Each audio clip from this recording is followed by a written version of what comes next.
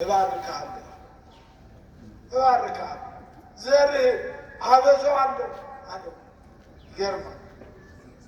የእግዚአብሔር በረከት እንዲህ ነው። አያችሁ። ግን ያቺ ድንኳን አብርሃም በኖረበት ዘመን ሁሉ እንደታደሰች እንደተቀየረች የሚነግረን የመጽሐፍ ቅዱስ ታሪክ የለም። አብርሃም ዕድሜ ዘመኑን ሁሉ የኖረባት አንዲት ድንኳን ናት። አታረጅም፣ አትታደስም፣ አትቀየርም።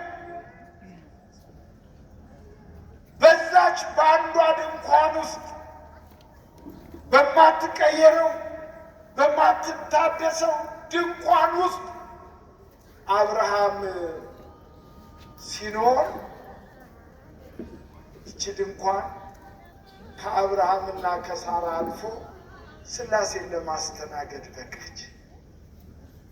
ሥላሴን ወደዛ ቤት የጠራው የአብርሃም ድንኳን አይደለም።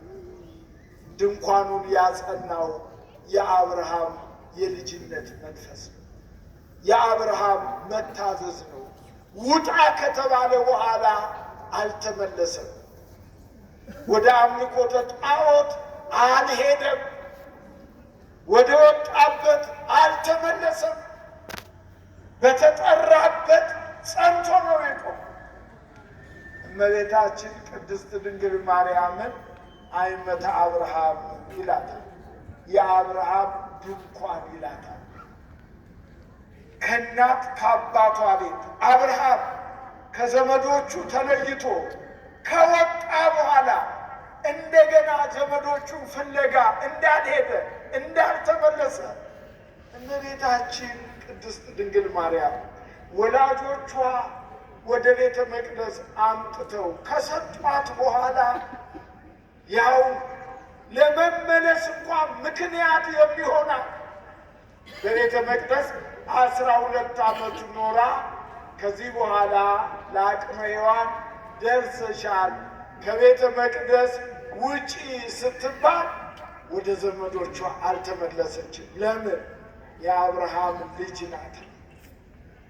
የአብርሃም ልጅ ስለሆነች የአብርሃምን ስራ ነው የምትሰራው። የአብርሃም ልጆች ብትሆኑ የአባታችሁን ስራ ትሰራላችሁ። አብርሃም ወደ ወገኖቹ እንዳልተመለሰ እመቤታችን አይመተ አብርሃም የአብርሃም ድንኳን የተባለች ከቤተ መቅደስ ውጭ ስትባል ወደ ቤተሰቦች ውሰዱኝ አላለችም። እግዚአብሔርን ጠይቁት አለች። እግዚአብሔር ወደ የት እንደሚሄድ ይነግረኛል። እግዚአብሔር በመንገዴ ይመራኛል። አንድ ጊዜ ለእግዚአብሔር ሆኛለሁ አለች። የአብርሃም ድንኳን ሳትለወጥ ሳታረጅ እስከ አብርሃም ሕይወት ፍጻሜ ድንኳንነቷ ሳያፈዝ እንደኖረች እመቤታችን ቅድስት ድንግል ማርያምን ከተጠራችበት እግዚአብሔር ከመረጣት ጊዜ አንስቶ ሕይወቷ ሳይለወጥ እንደተፈጠረች እግዚአብሔር እንደሰራት እንዳዘጋጃት ሆና እስከ መጨረሻ ላይ ጸናች። የአብርሃም ድንኳን ሥላሴን እንዳስተናገደች እመቤታችን ቅድስት ድንግል ማርያም የሥላሴ ማደሪያ ሆናለች። የአብርሃም ልጆች ብትሆኑ የአብርሃምን ስራ ትሰራላችሁ፣ የአባታችሁን ስራ ትሰራላችሁ። እንግዲህ ዝናቡ የመጣው በጊዜው ነው። እኛንን ተረጋጉና